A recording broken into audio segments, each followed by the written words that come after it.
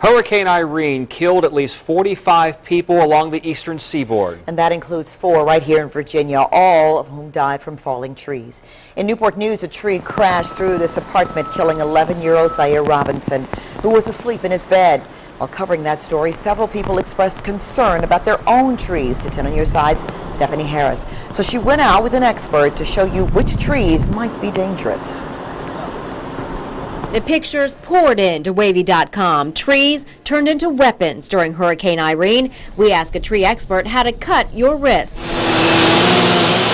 Eric Stormer met us in this Portsmouth neighborhood and immediately pointed out problems others probably wouldn't notice. It's a horrible idea. Never top a tree. Okay. Better off to just remove it, quite honestly. This is what he's talking about. Trimming off the top makes a tree weaker. So if you look at that, they cut that off.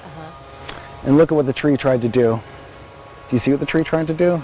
No, actually, I don't, and that's the problem. Stormer said cutting a limb in the wrong place creates an open invitation for fungus and insects to invade, so don't do that, but do this. You want to look for a split bark, which could be evidence of some sort of damage that might have occurred in a storm. Also, look for soil heaving around the base.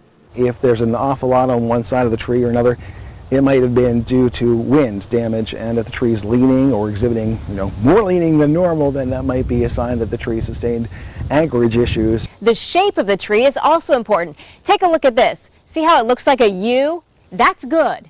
But this V shape, that's bad. So under high stress conditions, when there's a lot of wind, these are the types of unions that typically fail. Tall pines can look scary when they sway in the wind, but Stormer says they're actually pretty durable, unless... Basically, what you're doing is girdling the tree. And any woman who's worn one will tell you a girdle cuts off circulation. So don't do that either, but do remove diseased or dead branches, and your trees will be stronger and safer for the next storm.